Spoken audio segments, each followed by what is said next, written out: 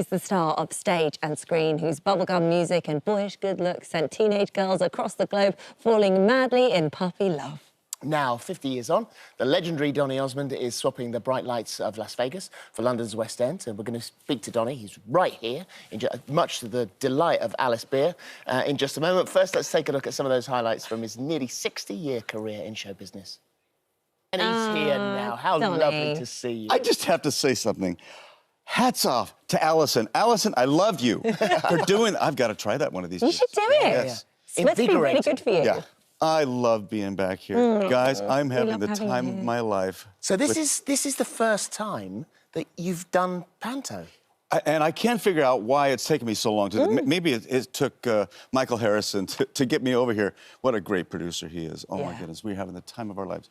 So I can't tell you exactly what we're doing, but I will tell you one thing that, you know, watching Puppy Love, Paul Zerdin and Sam, okay?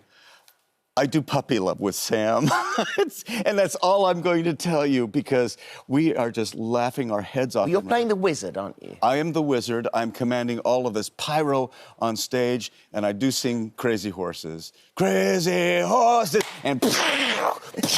Oh, how brilliant. You guys, it's so fun. You know what? You're in... I mean, I go and see that Panto every year. It's absolutely brilliant. You're in such good company because you've got Julian Clary, who is the master at it, Nigel Havers, but rehearsals, I imagine, must be tricky because you must just be falling apart laughing constantly. Well, let me just tell you something about Julian, okay? We do have a script. Yeah. I do a song with him. I'm not going to tell you what we sing, but it doesn't matter that we have a script because it changes every time we do it. He is so clever. And every time something comes out of his mouth, I mean, I just laugh my head off. And it's so much fun. I hope you get a chance to see it because it is hilarious. No, Jimmy did Panto. My brother Jimmy did. Oh, yeah, he did Panto a lot. And he kept telling me how much fun he was having. Because it's really quite, you know, I always think for someone from America who's not seen this very peculiar British tradition for the first time. Perfect word for it. Peculiar. But I love British humor. I get it. And I eat it up like crazy. So that's why I'm loving every second of it. No. And one other thing I got to tell you. So Saturday night, I went to the Palladium for the first time. And then I realized 50 years ago, I walked on that stage, that very stage, and that's what started the whole Osmond Mania thing. No way. It was at the Palladium. It was a Royal Command performance. The picture? That's the picture. No It was the Royal way. Command performance. I remember Her Majesty was right there, stage right, and I remember all of this screaming, and that's what kicked off the whole thing. Wow. And I I mean, walked on stage again on that very stage. It was such a surreal moment for me. I bet it was. It must be weird going back there now, remembering all of that. And you've said before that when you look at, you know, all those footage that we played and your introduction there, that it feels like somebody else somehow. It does. That picture you just showed. Yeah. It was me, and those are my brothers, but it really does feel like someone else. Because you've changed so much, or because... No, it's because I live two different lives. I'm a husband, I'm a grandpa, a father, and when I go home, I really go home. I hang up the show business stuff. I live two different lives, and when I'm on stage, don't stop me, because, you know, I'm just full 100% on stage. But you mentioned those two lives. When you married Debbie, was it in 1978? 78. You kept it quiet. You had to keep it quiet. Well, the dating we had to keep quiet. Yeah. The marriage we couldn't keep quiet. Of course. Because everyone was afraid that if Donny Osmond is getting serious with a girl, it would hurt my career. And it did after I got married. There were, you guys, literally, Donny Osmond record burning parties. Oh, my God. There were. And it took a long time to kind of reinvent myself and come out with new things. It was a difficult transition to make, but I did it. And when Justin Bieber came out with Lonely, I watched that video and I thought, boy, if anybody can relate to that, I can. God, so it inspired a song that I wrote on my new album, my 65th album, by the way. Well, 65. congratulations. It's called Life After Loneliness. And so... Was it that bad? It was horrible. Was it? Yeah, it was a very difficult transition to make from a teen idol to an adult entertainer.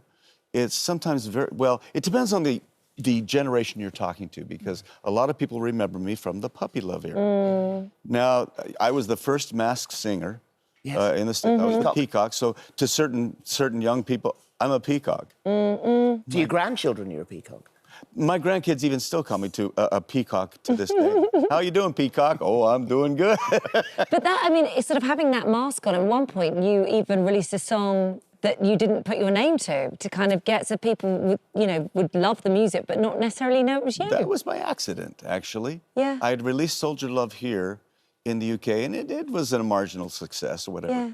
And an import made it over to the United States, and they loved the record, but the stations were afraid to say they were playing Donny Osmond music because the image was still hanging over my head. Oh my God, so I had a #1 record in New York City, the #1 market on the #1 pop station, and nobody knew it was me. Wow. And it was the best thing that ever could have happened because the music spoke for itself. Yeah, yeah. And then they found out who it was, and that's how it all broke loose. And of course, Joseph was massive for you. No.